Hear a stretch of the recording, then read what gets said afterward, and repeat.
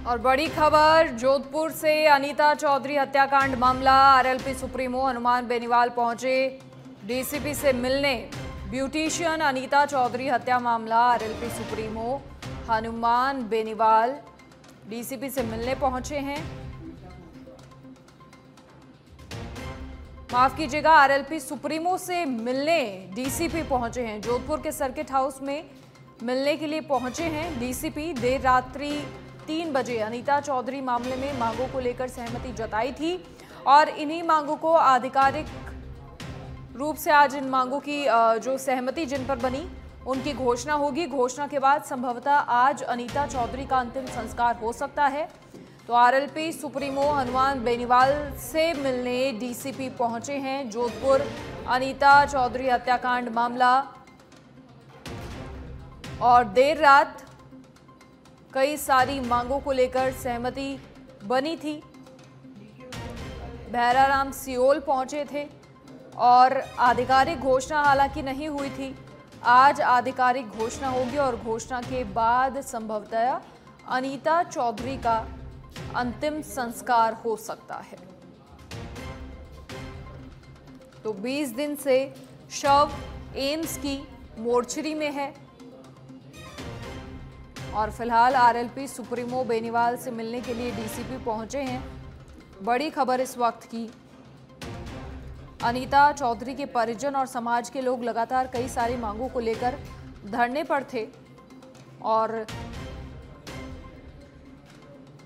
परिजनों की क्या कुछ मांगे मानी गई हैं, इसे लेकर आधिकारिक घोषणा होगी और उसके बाद संभवतः आज अनीता चौधरी के शव का अंतिम संस्कार हो सकता है।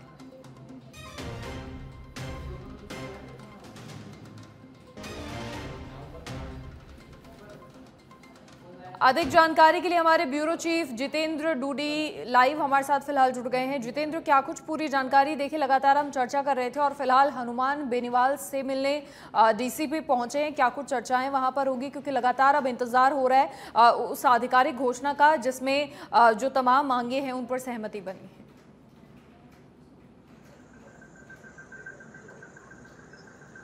बिल्कुल मनीषा, बता दूं कि डीसीपी आलोक श्रीवास्तव यहाँ मौके पर पहुंचे हैं जहां सर्किट हाउस में हनुमान बेनीवाल रुके हुए हैं। यहाँ पर अब इनकी वार्ता चल रही है। रात को ये कहा गया था कि 3 बजे जब पहुंचे तो कहा गया था कि सुबह आधिकारिक घोषणा की जाएगी।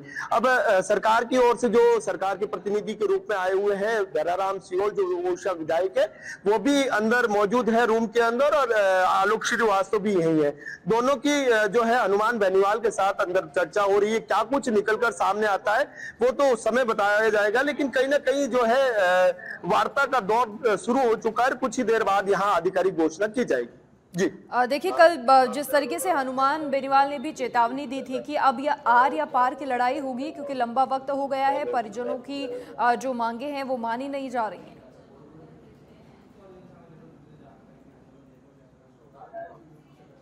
हाँ, निश्चित रूप से हनुमान बेनीवाल जब जोधपुर पहुंचे थे, जोधपुर पहुंचने के बाद धरने में ये कहा था कि ये आर पार की लड़ाई है।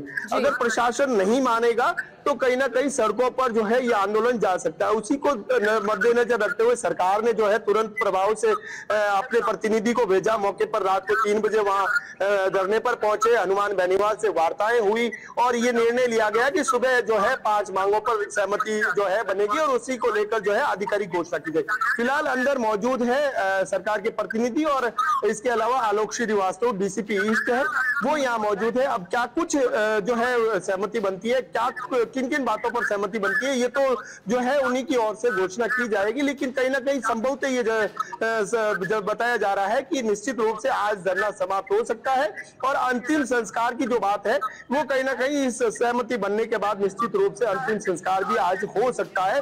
ये संभावनाएं जताई जा रही है, संभावनाओं पर है, लेकिन कहीं ना कहीं वार्ताओं का दौर, दूसरा दौर भी शुरू हो गया है। कुछ देर बाद आधिकारिक घोषणा हो जाएगी। मनीषा, चलिए जितेंद्र, जानकारी आपसे लेंगे, लेकिन फिलहाल बहुत शुक्रिया आपका जानकारी साझा करने के लिए। तो फिलहाल डीसीपी पहुंचे हैं हनुमान बेनीवाल से मिलने। अंदर क्या कुछ उनकी चर्चाएं होती हैं और जो मांगों को लेकर लगातार चर्चा हो रही थी, आज आधिकारिक रूप से घोषणा हो जाएगी। और उसके बाद क्योंकि अब 20 दिन का समय हो गया है अनीता चौधरी के शव को मोर्चरी में रखे हुए, तो आज हो सकता है